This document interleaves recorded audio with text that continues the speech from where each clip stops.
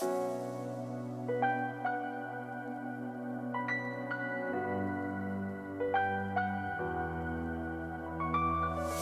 everyone, this is Donnie, aka Elevated with Dota Alchemy, and we have a brand new patch today. So we are going to be giving the first impressions, the first read over of the changes in gameplay update 7.21b. Now it looks like it's going to be one of those small balance nerfing patches to rebalance some of the things that were changed in the bigger patch of 7.21. So let's get right into it. General changes: EXP earned when being denied has been increased by 5%. So denies are slightly less punishing to the person being denied. This means that if you are being tri-laned against, or you're simply in a bad matchup, you don't get punished quite as badly. You won't be quite as far behind in terms of levels, but they're still pretty punishing. This 5% change will make a slight difference, but not a huge one. Item changes: Hand of Midas gold bonus has been reduced by 20. This is still going to be a popular item because one of the big reasons that you buy Midas is for the EXP, because talents are so important on most of the heroes that you buy Hand of Midas on. Although everybody seems to be buying Hand of Midas, and that trend should probably continue in that way. Anti-Mage base agility has been increased by 2. That's a little bit of extra armor, a little bit of extra attack speed, and of course 2 damage. Slight buff to Anti-Mage, who is not really being played at all right now. Bane strength gain has been increased at all on all of his attributes except for intelligence, which has been reduced by a little bit to make it even 2.6 at all levels, just to make him even again. Chaos Knight Chaos Strike lifesteal has been rescaled to be 25 at level 1, 40% at level 2, and then scaling back up to 70%. So he's slightly worse at level 1 and 2, well, and 3, but essentially this is the ability that you would max in lane anyway, so it's not going to be that big of a deal. However, he won't be able to just infinitely sustain in the first couple of levels as easily as he could previously, although going from 40 to 50 is not that big of a change, and as long as you can get 2 points in this skill, you're still going to be just fine. Crystal Maiden Freezing Field armor has been increased from 10 to 20. This is getting into slightly ridiculous territory where CM probably can just kind of jump into the middle of things and cast Freezing Field, and she's going to be extremely, extremely hard to kill, especially in the early game. You probably just get a BKB as quickly as possible on CM, and then you just completely win team fights with your ultimate. Darkseer base armor has been reduced by 2. Agility gain has been increased a little bit to account for some of that armor loss early on, but this means that he'll be less tanky early on in the game, which is when Darkseer can actually be one of the most annoying heroes in the game. Grimstroke Inkswell stun duration has been reduced yet again. This is probably the 5th or 6th nerf to this particular spell, and Soulbind slow has been reduced as well. So Grimstroke continues to get hit by nerfs. At some point, this hero will probably be bad, but I think just based on the heroes that he's comboed with a lot right now, Ursa, Sven, Lifestealer, even Juggernaut, he's still probably going to be pretty good just because of the meta as it is and as it currently stands. IO. Tether no longer makes you unslowable. This is actually a pretty huge change. Spirits no longer have a toggle cooldown, so you can go in and out much more rapidly. The min range has been increased to 200, so they don't get quite as close to you as well. The rotation interval is now slightly longer as well. The Spirits no longer does a micro animation interruption when initially casting, so it has they just appear immediately. Overcharge damage reduction has been reduced to be significantly less at all levels. That's actually a really big deal. 5% damage reduction is like basically nothing. So this skill definitely needs to have more points in it to get any real value. Level 3 is where you get level 1 value from the previous. So that is a massive change to Overcharge. The spell is pretty terrible for the early stages of the game. Relocate mana cost has been increased by 75, and the talents have been changed from Scepter bonus to 8 HP regen, and level 20 is now, instead of 16 HP regen, it gives you the Scepter bonus. So you no longer get the Scepter bonus at level 15. That is a pretty big deal for Io, although he does still have the EXP gain talent, so he's going to get to level 20, but now you have to choose between the GPM and the Scepter bonus, and at level 15 you get 2 pretty mediocre talents in the HP regen and Spirit hero damage. That being said, the Tether still allowing you to heal when you're at full HP is pretty insane. Overcharge not costing health is pretty insane. I think the hero is still good, but this is definitely steps in the right direction towards balancing Io. He's still not in captain's mode, so we won't see him at any tournaments in the near future, and that's probably for the best. Juggernaut Omni Slash attack rate multiplier has been reduced from 1.8 to 1.7. Attack rate multiplier, so that means that he attacks slightly slower during Omni Slash, so just a slight nerf to Jug. I believe I'm reading that correctly. Keeper of the Light, Will-O-the-Wisp being cast a second time will follow the same tick interval as the first, so you can't stagger them anymore to get a permanent stun. They will both flicker on and off at the same time. That's kind of an interesting way to try and balance this hero. We were seeing a lot of people just basically rushing Refresher Orb on Keeper, so you could get that 2 stagger Will-O-Wisps, and then basically people were just permanently stunned for the entire duration, which was pretty ridiculous considering it lasts for 5 flickers, which was just like, you know, an entire team fight basically. Leshrac agility gain has been increased by 0.6, which is a reasonable amount. He's going to get you know, a decent amount of extra armor. Of course, the attack speed as well will be nice, although this hero generally just kind of runs around. So mostly the armor is the big deal for that. And so Leshrac will definitely benefit from that buff. Movement speed for Lich has been reduced from 305 to 95. Sinister Gaze duration has been reduced as well. They're not addressing Frost Shield at all, so they definitely seem to want that ability to stay fairly unchanged at this point. They did nerf it a couple times already. Lich is still being picked a ton, and it's still a good hero, again, kind of like Grimstroke because of the heroes that you can pair it with. Like this guy down here, Lifestealer. Strength gain has been reduced from 3.6 to 3.2.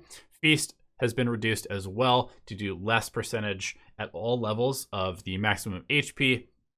The strength gain is a somewhat big deal. He'll be just less tanky, but overall, I think that this hero, again, will probably be relatively popular.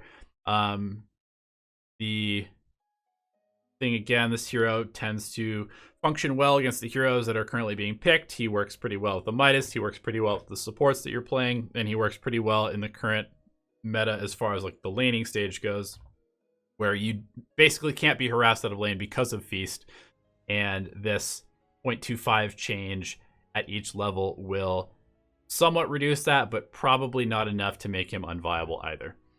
Lina, base intelligence has been increased by 2, so extra 2 damage, some extra mana. That's very nice for Lina. And this is a hero that we have seen definitely fall out of the meta. Lycan, base armor has been increased by 1. This is a hero who's already very strong situationally, and I thought Wolves needed no armor, but apparently that's not the case.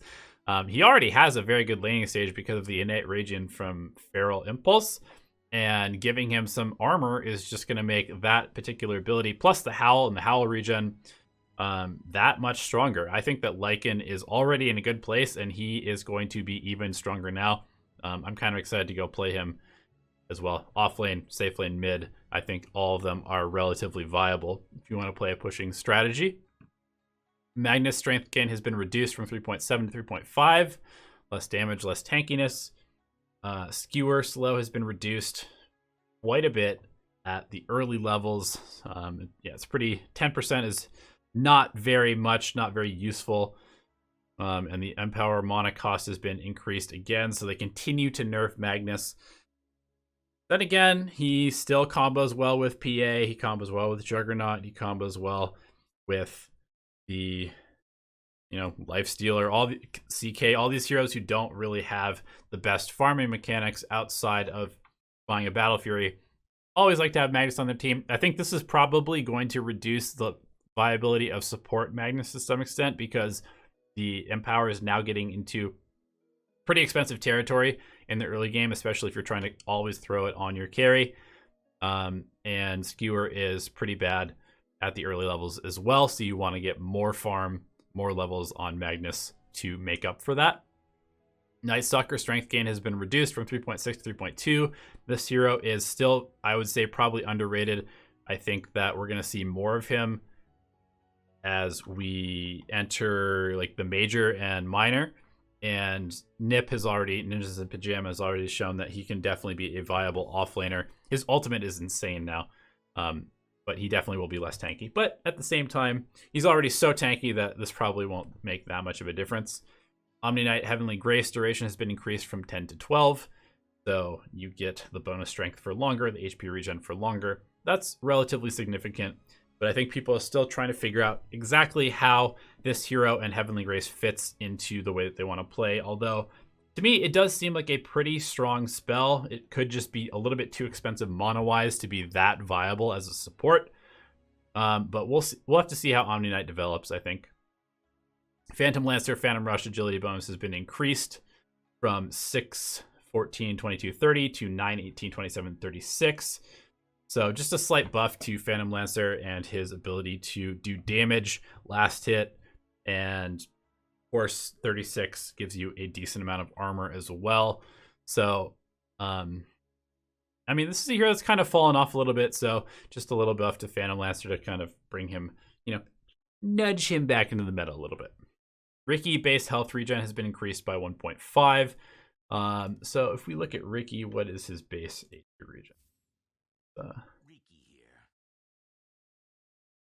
4.8.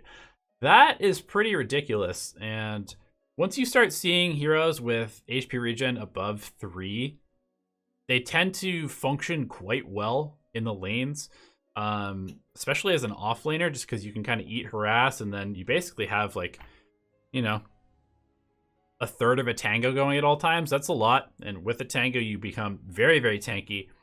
I think that this, HP regen increases have often led to heroes becoming somewhat viable. Ricky, of course, does function in a way that doesn't mean he gets that much farm, but he also is a hero that could benefit pretty well from Hand of Midas. So that's another hero that I'd be kind of interested to experiment with.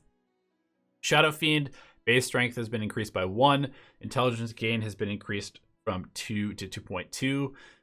So a little bit, tiny bit extra tanky. And the int gain is kind of interesting, maybe pushing Shadow Fiend towards that magic caster hybrid style. We've seen some people going stuff like Greaves on him. We've seen people going for the Yashikaya. Spellcaster Shadow Fiend has had his heyday at numerous times during the previous metas. Still not quite a top tier pick in the mid lane, but I think it's about time that we started seeing Shadow Fiend back in the meta, and this can certainly help him in that direction. Slark's base armor has been increased by 1. Minor buffs to Slark. He already has reasonably high base HP regen, and it's sort of making up for the fact that they made him really strong with all of that extra agi that he was getting, and then they nerfed him a bit. But a little bit of extra tankiness for Slark, which is always nice considering his laning stage has always been semi-mediocre. Sniper base strength has been increased by 2, and level 15 talent has been changed from 15% shrapnel slow to 20%. So it's either that or 40 attack speed. You still are probably going to go for the attack speed. I wonder if there's some sort of pseudo team fight utility sniper build with the cooldown reduction and shrapnel slow where you play him as an offlane. I don't know. That's probably too weird, but kind of an interesting change. The base strength makes him nice, a little bit extra tanky. Spectre gets the same treatment, base strength increased by 2, and talent has been changed from +4 to all stats to +5. Yay! This hero is still pretty slow, but it's always been one of the best late game heroes in the game, and I'm sure that we'll still probably see some Spectre played eventually. Storm Spirit static remnant mana cost has been reduced to 70, 80, 90, 100 from 100 at all levels. This is a really big deal for Storm because he just suffers so much from the mana usage, mana regeneration. Vortex cooldown has been changed to 16 at all levels. That's actually a very nice buff to him as well. You can just take 1 point in Vortex and have the utility from the 16-second cooldown. And I mean, while you will be leveling up Remnant, you can probably leave it maybe slightly lower levels early on and max out Overload to get the most out of your mana pool. And then 1 point in Vortex when you want to get kills with your Ball Lightning. Sven, Great Cleave has been reduced from 45 scaling to 90 to 30 scaling to 90. So slightly worse at 1 point. It is now believe it's the same as Battle Fury. No, Battle Fury is 60%. Okay, so yeah, 45 was pretty insane. It was basically like having a Battle Fury, or even a better Battle Fury almost with 1 point in this. So a pretty much needed nerf. The Warcry bonus speed has been reduced to 5% at level 1, scaling back up to 20%. So 1 point in this is slightly worse. 2 points in this slightly worse as well. Warcry shield base capacity has also been reduced to 60 at level 1. And it looks like it's just lost 20 base capacity at all levels. So continuing to nerf Sven. Cooldown on God Strength has been increased. This is actually a pretty big deal because it kind of felt like God Strength was just always off of cooldown whenever you needed it, which is a really big deal considering there's a huge part of playing Sven. And you could kind of just use God Strength off of cooldown to farm. And now you have to be a little bit more choosy with when you use it. I still think that the hero is good. I think that he still has probably the best targeted stun in the game. And he fits well into the meta as it stands. But much needed nerfs to a hero that has just been getting picked and run in every role all the time. So we'll definitely see some less pick rate for Sven, I think. TA, meld debuff now stacks, so you can double meld people for extra mana or extra armor reduction. Since the armor reduction is 10, hit somebody with 2 meld strikes. Timbersaw, base intelligence increased by 2. Whirling Death, stat loss increase has been upped by 1% per level. So we've seen quite a few of these 2 strength to heroes that might need to be more tanky, 2 int to heroes that tend to spam their spells. So little kind of incremental buffs to these heroes that might be a little bit too weak in the area that makes them strong. Timbersaw has seen some play already. So I definitely keep an eye on this hero as being stronger and stronger. The stat loss increase is a pretty big deal, especially in a meta where we have so many really tanky heroes and aura items being picked and stuff like that. Timbersaw could be a hero to look out for. Tiny tree grab bonus damage has been reduced. So probably worse as a support to just like go in lane and deny people. You might want to take 2 points in tree grab just because that will get you almost to 1 point in it previously. I like when Ice Frog nerfs things in that way where it makes you actually think about the skill build where you have to maybe change it up. Instead of just taking a value point here, you have to actually think about whether you need 2 or 3 ranks in it and balance out your skill build a little bit more. Treant Protector living armor damage block has been increased. If you watched our recent video on the heroes of the week, Treant Protector was a sleeper hero, an underrated hero. And one of the big reasons that Jenkins talked about was living armor being so strong.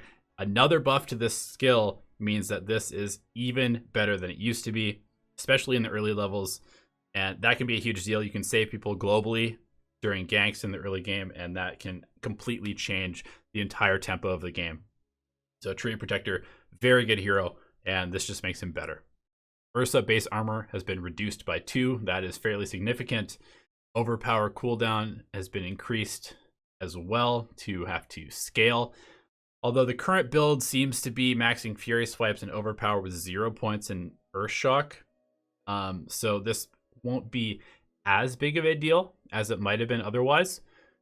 But the base armor is definitely going to make him less viable as far as just like running people down into towers. Maybe make position 4 Ursa less viable as well. And it'll certainly make taking Roshan maybe 1 level later than you would otherwise. Especially since, it was at 720, the armor calculations were changed to where each armor is worth more damage % reduction. Visage strength has been reduced to 22 plus 2.8 from 24 plus 3.0. Familiar's attack damage has also been reduced. This is a hero that was played a lot in high-level pubs. Is played a lot by kind of like boosting stacks as well. It ends the game very, very early. And it seemed like he was kind of unkillable around like level 11, 12, 13. It was very hard to deal with this hero. And this makes him definitely reasonably less tanky during that time period. Warlock, and also, of course, deal less damage. Warlock base intelligence has been increased by 3. Upheaval mana cost has been reduced as well. So that's actually kind of like a double whammy on Warlock's mana pool. And this is a hero that functions pretty well in sustaining lanes, and kind of feels like the meta is trending a little bit towards sustain lanes. And you can kind of see this with the buffs to heroes like Slark and Spectre to make them a little bit more tanky. Maybe we will see some more Warlock picked as well. He's still so ulti reliant that it's really hard to fit him into a draft that wants to play up tempo, but at the same time, Shadow Word, which had increased mana cost at a fairly recent patch, is now going to feel a little bit better to cast regularly in the lane because he has a bigger mana pool. Weaver, Geminate attack now deals 10, 20, 30, 40 bonus physical damage on the second hit. So you actually, wow, you get just extra damage for free from your regular double attack. And I assume that with the triple Geminate talent, you get same thing, maybe. Is that still a talent? It is still a talent, right? Yeah. Maybe you get 2 attacks with plus 40. I don't know. I'll have to test that out later. But anyway, that is patch 7.21b. Mostly just kind of minor tweaks, but I think that there are definitely some, potential sleepers in there, and we definitely see a lot of the popular heroes getting some much needed nerfs to just kind of balance out the meta a little bit and make people consider some other heroes as well. Definitely keep an eye on Treant Protector, Lycan, potentially Riki, Shadow Fiend as well. And yeah, thanks for watching. Let us know what your favorite changes in the comment section below on this video. We'll certainly be keeping you up to date with the meta developments in our weekly series like Heroes of the Week and the Meta Report, which will be coming out on Monday. Thanks as always for tuning in. Good luck, have fun in your games, and we will see you in the next video.